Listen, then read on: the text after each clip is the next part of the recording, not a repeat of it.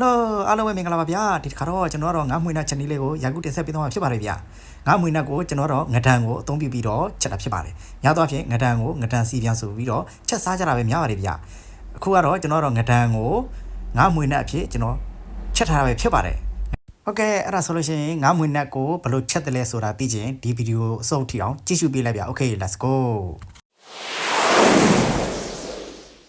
Okay အဲ့ဒါဆိုလို့ရှိရင်ကျွန်တော်တို့ငါးမွေနှက်ချက်ဖို့အတွက်ကြက်သွန်ဖြူနဲ့ဂျင်းကိုအရောင်တမုံလေးထည့်ပြီးတော့မှကျွန်တော်တို့ထောင်းထားမယ်နော်အဲ့ဒါပြီးရင်တော့ကျွန်တော်တို့ကြက်သွန်နီကိုပါလေးတွေအခုလိုမျိုးကျွန်တော်တို့လှီးထားလိုက်မယ်ဗျာ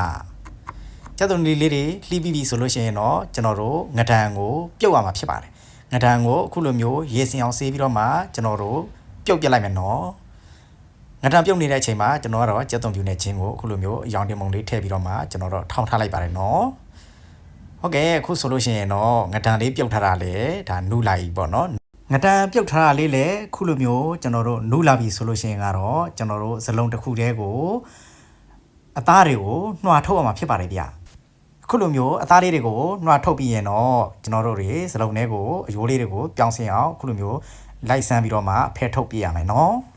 ခုဆိုလို့ရှိရင်ဒါကျွန်တော်တို့ငဒန်ကိုလည်းအယိုးတွေကိုနှွာထုတ်ပြီးဖြစ်ပါတယ်ဒါကတော့ကျွန်တော်တို့ငဒန်မှွေနှက်ထဲကိုထည့်မဲ့အရာလေးတွေကိုပြသထားဖြစ်ပါတယ်ကျွန်တော်ကတော့နန်နမင်လေးတွေကိုခါးနေပိုင်းထားတယ်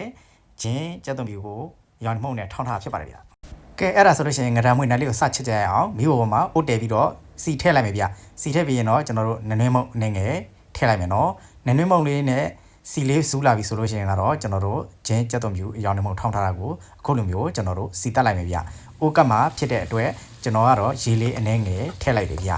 ရေလေးခမ်းပြီးတော့စီလေးပြန်လိုက်ဆိုလို့ရှင်ကတော့ပါလှိထားတဲ့ကြက်သွန်နီကိုထည့်ပြီးတော့မှစီတက်လိုက်မယ်ဗျာစီတက်တဲ့ကြက်သွန်နီလေးလည်းအခုလိုမျိုးအရောင်လေးညှိုးသွားပြီဆိုလို့ရှင်ကတော့ကျွန်တော်တို့အယိုးနှွင်ထားတဲ့ငဒန်တွေကိုအကုန်လုံးထည့်ပြီးတော့မှကျွန်တော်တို့မှွေလိုက်မယ်နော်ငဒန်ကိုအခုလိုမျိုးထည့်ပြီးတော့ကျွန်တော်တို့မှွေနေတဲ့အချိန်မှာအိုကတ်မှာဆိုလို့မို့ကျွန်တော်တို့ရေနဲ့ငယ်ထပ်ထည့်လိုက်တယ်ဗျာ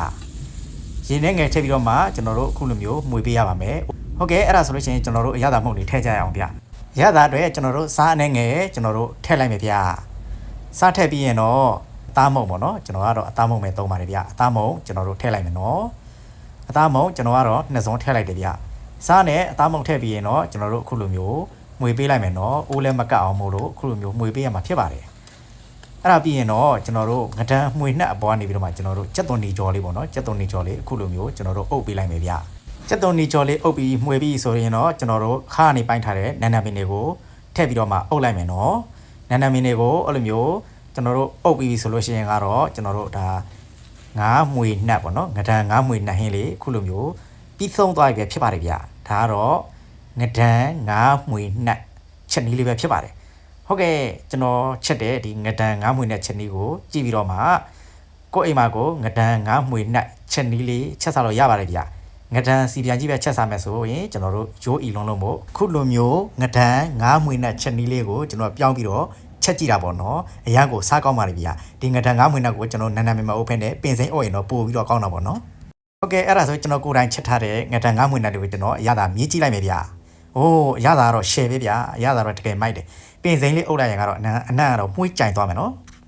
ဟုတ်ကဲ့နောက်လည်းဘာတွေချက်ပြသွားမလဲဆိုတာသိချင်ရင်တော့ကျွန်တော်ရဲ့ YouTube channel လေးကို Subscribe လုပ်ပြီးတော့စောင့်မျှော်ကြည့်ရှုအားပေးကြပါဦးဗျာတတ်တာဘိုင်ဘိုင်